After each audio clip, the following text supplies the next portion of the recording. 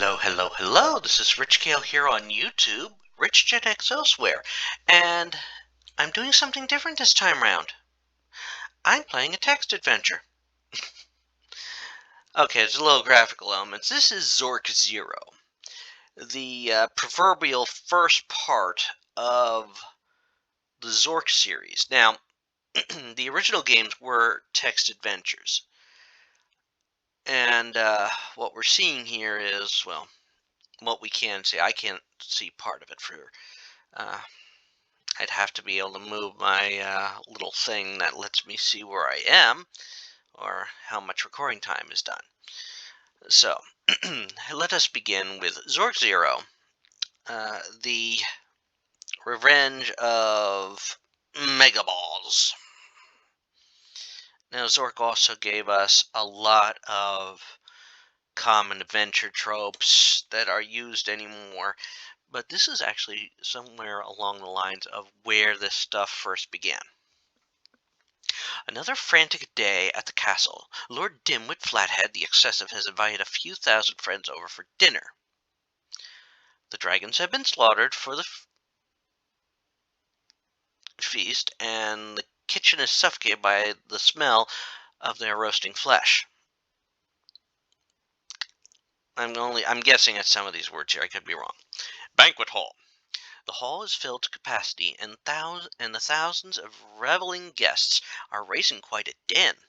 The primary exits are to the west, south, and south. Smaller openings lead east and northwest. Dimwit is seated at the dais. His loud voice carries across the crowded hall. Now that the statue is done, we must do something ceremonial. I have it. A dedication. We'll give everyone in the kingdom a year off and invite them to the Fublio Valley. Someone thrusts a platter of hellhound bones into your hands. Bring this to the scullery, servant. An insistent finger points northeast. Okay, first off, look. Okay. Oh, it's the capacity. Then it sits at...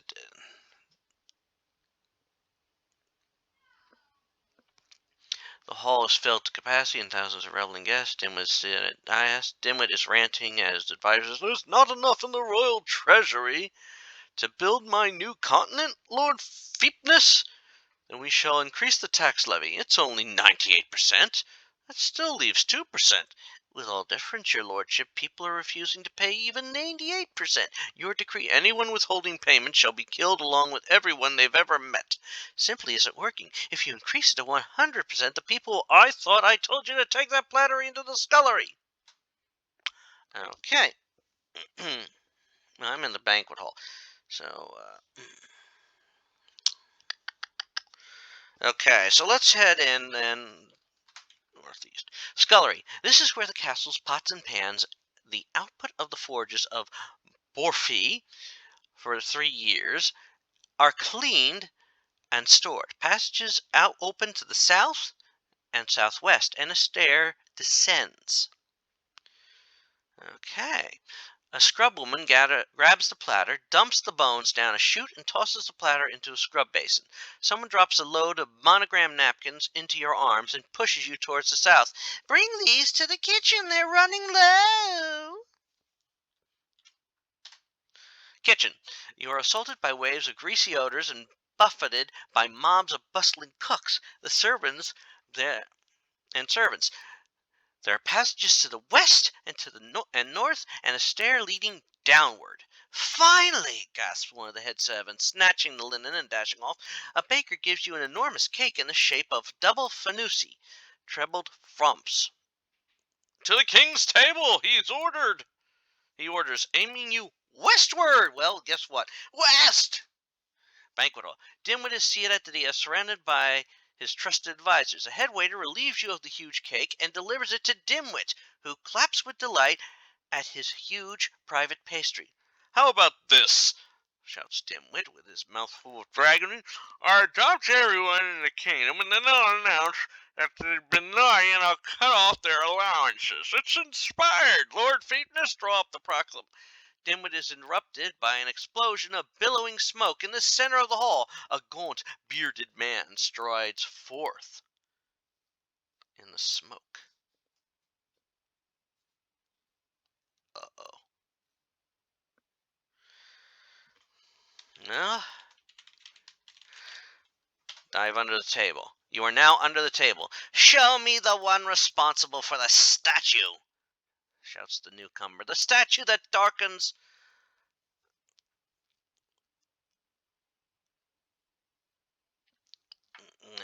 I can't read that word. All heads silently turn towards Dimwit, whose delight at the pyrotechnics is now tinged by fear. Go away! Dimwit waving a shaky hand at the stranger. This is a private function. Ignoring the order, the newcomer paces forward until he is standing almost next to you. A scrap of parchment protrudes from his pocket.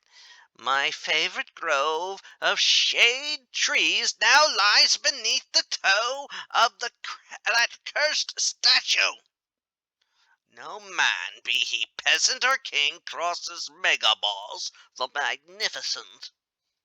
He raises his arms, and every guest who knows how dangerous an angry wizard can be begins diving under the tables. Uh-oh. Oh boy. Wait. Time passes. Dimwit, thy kingship is a mockery of all worlds. I curse your life. I curse your family. I curse your empire. Sheets of power begin spewing from his fingertips. Frobnitz, Frobnosia, Probfrescon, Zembik, As the last word is spoken, the wizard turns into a vast fireball, which explodes outward, searing everything in its path. Then silence. You slowly open your eyes, and where last you saw Megaboss, there now sits a huge black cauldron, bubbling and roiling and spewing noisome fumes. All eyes are transfixed on the incredible cauldron. You seem to be the only one who notices the parchment scrap which Megaboss has dropped on the stone floor, just beyond your reach. Well, let's stand up then. You get out from under the table. Many of the guests are burned and dying. This doesn't seem to bother Dimwit much. But he does seem concerned by the bubbling cauldron. He summons his court magicians, who huddle about the cauldron, sampling the brew, casting exploratory spells, studying the words of Megaboz's spell, and whispering among themselves. Finally, they seem to reach an agreement. Combining their powers, the magicians chant a long and mysterious spell. Then, drained of energy, they turn to Dimwit.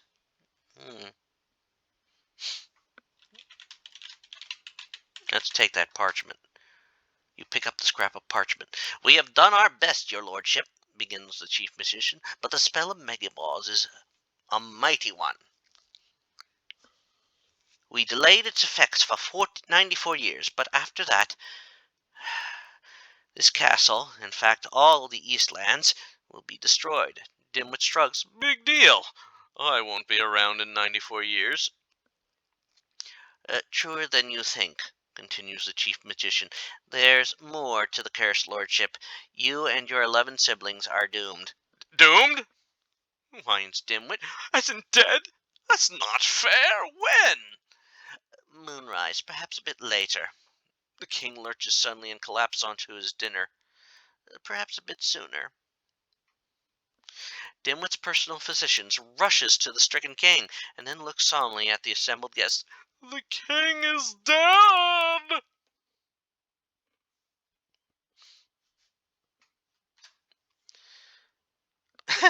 Well, he's dead. In any key to continue. Zork Zero, The Revenge of Megaboz. That's what you call a title screen. Alrighty, The Revenge of Megaboz.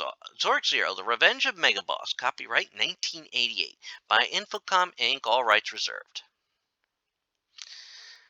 94 years later. You awake on a hard stone floor, sorting the chaotic images from yesterday. Thousands of Flatheadians fleeing the castle, the last of the royal guard attempting to hold off the looters, pathetic attempts by charlatans to forestall the curse, and a rowdy party at as the remaining peasants broke into the wine cellars. This is the huge central chamber of Dimwit Castle. The ceiling was lowered at some point in the past, which helped reduce the frequency of storm clouds forming in the upper regions of the hall. Arched openings lead off in the four cardinal directions. A wide stair leads up to the balcony. Oh. And an equally wide but ominously dark stair leads downward. A calendar for 883 GUE is lying here. You can see a scrap of parchment lying there. Well, take all. Calendar, you pick up the calendar. Scrap of parchment, you pick up the scrap of parchment. That's a lot quicker than saying take calendar, take scrap of parchment. So that's a good thing. All right. So let's go north from here and start our exploration. Entrance Hall. This is where visitors enter the castle proper. Through the wide doorway to the north, the doorway is currently blocked by a sturdy portcullis. Oddly, there's a doorbell on the inside of the doorway. Other doorways lead east, west, and south. There's a proclamation hangs on the wall.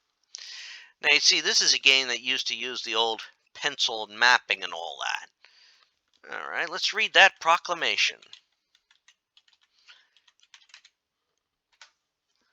The one who can stop the curse of Megaboz and save the land from destruction shall be rewarded with half the wealth of the empire. Signed, Werb Flathead, King of Quender, Protector of the Empire, Ruler of all the known lands. Wow, that's a big proclamation there. Okay. All right, let's head south, because we can't really go north with that portcullis in the way. Great Hall. Now you see, there is a command that would allow me to read the descriptions of everything, but these games save that because it's not worth refreshing. Now, if I type in a command, I believe it's verbose, you will always get an explanation of where you enter. So let's go south. Audience chamber. This is a tremendous meeting room where thousands of visitors would queue up every day for an audience with Dimwit or one of his successors. Such visitors were usually wasting their time. Dimwit rarely had the patience to see even one person a day. A plush red carpet leads from the main doorway on the north wall to the golden throne fringed with red tassels, which towers above the floor. Behind the throne, a smaller doorway leads south. Well, let's go south. Throne room. Oh, look at that. We got a little icon there for the throne. This is a smaller version of the room to the north, meaning that a person can walk all the way across it without stopping to rest. The throne, though smaller and more comfortable looking, is just as gaudy. It is in this chamber that Dimwit would meet with his advisors, raising taxes and plotting grandiose schemes. A doorway leads north. An overdone scepter, ornamented with colored enamel and tapering to a sharp point, is lying by the throne. You know what? I think I'm going to grab that. And no, this is the proper spelling of scepter. I think most people will reverse the E and the R. Holy moly! I got a score. I got 12 points. Your score has just gone up by 12. Note, you can turn this feature on and off using the notify command. Well,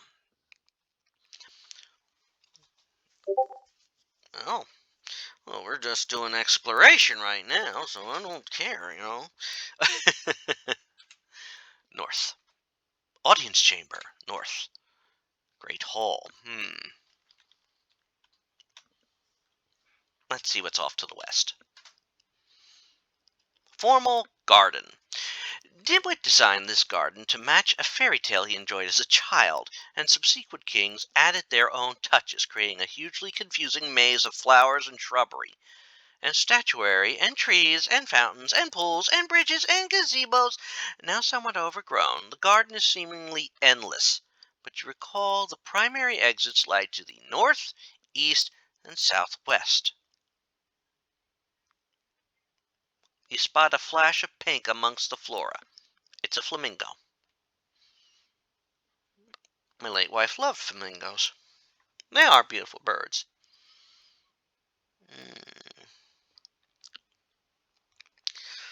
Mm, There's something important about that flamingo because it points it out. That's something they did in these early games. They pointed out important stuff. Hmm.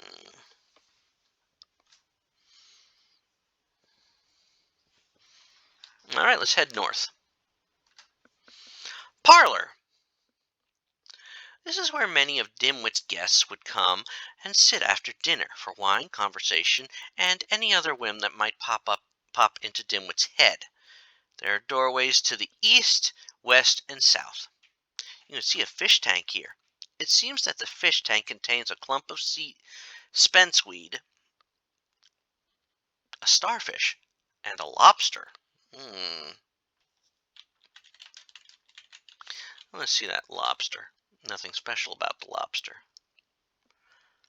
Hmm. But there's something. Maybe I need it.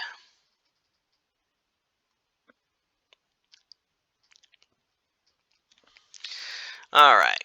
South, east, hmm,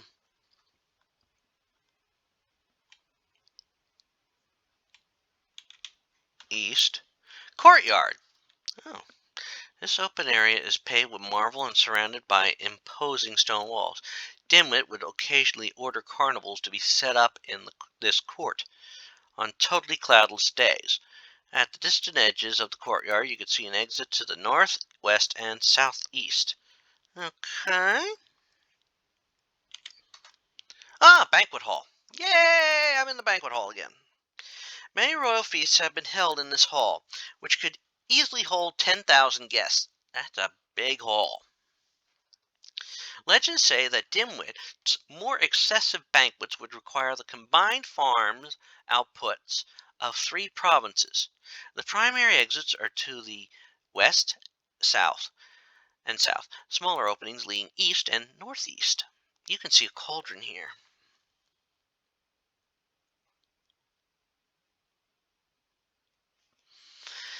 Okay, so this could be a storage area. And if I look at my inventory, you're carrying a scepter, a scrap of parchment, and a calendar. So let's just remember this.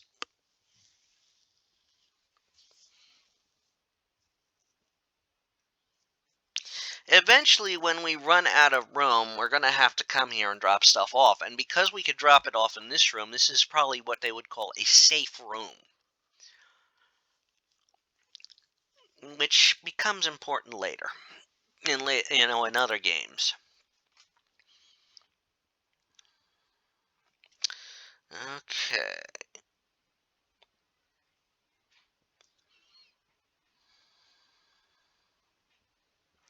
And usually when they mean to store an item, you drop it. Since I'm only carrying 3 items, I think I'm safe holding on to them right now, so. Alrighty.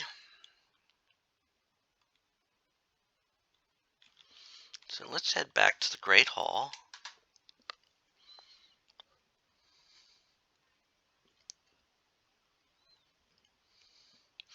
And let's go up. Balcony. This wide balcony itself, larger than most castles, overlooks the Great Hall. Banners and pennants are draped from the railing into the hall below, which can be reached via the wide stairs. A passage leads off to the south. Okay, let's head south. Gallery. Oh. 12 large paintings cover the wall of this long, tall room. The main exit is north, but there's also a small opening to the south. A large framed rebus occupies a central position at the far end of the gallery. It appears to have been recently hung. The rebus is mostly obscured by a number of animals or representations of animals,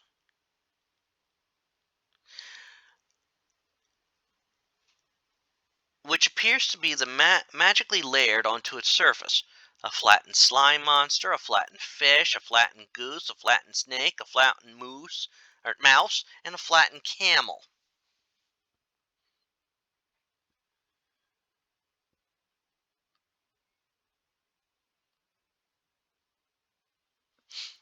Hmm. Okay. Let's see what's to the south here. Closet. You are in some sort of storage closet, which opens to the north. A ladder leads upwards. Oh. The shelves are dusty and bare, except for one small bag with some printing on it. In the shadows of one of the shelves is a key-shaped button, which is blinking rhythmically. Oh. Let's take the bag. You pick up the bag. Hmm. Hmm. Push the button. Button produces a squeaking noise and stops blinking.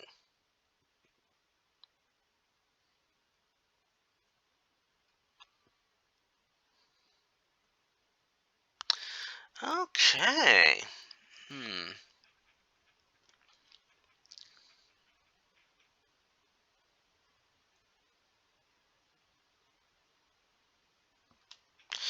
All right. So now, I wonder what that did anyhow. I suppose we'll find out in a moment. Let me read this calendar we have. Oh, I don't need the word calendar. Read calendar. Spelling's important. This is the Lives of 12 Flatheads calendars, which you can find in your Zork Zero package. Okay. In this case, I'm going to have to look at that in another way. And you know what? I'm going to stop this episode here then. And when we continue this adventure, we're going to move on to figuring out some other things. All right? And this is going to be a very interesting adventure. I have never played Zork Zero before.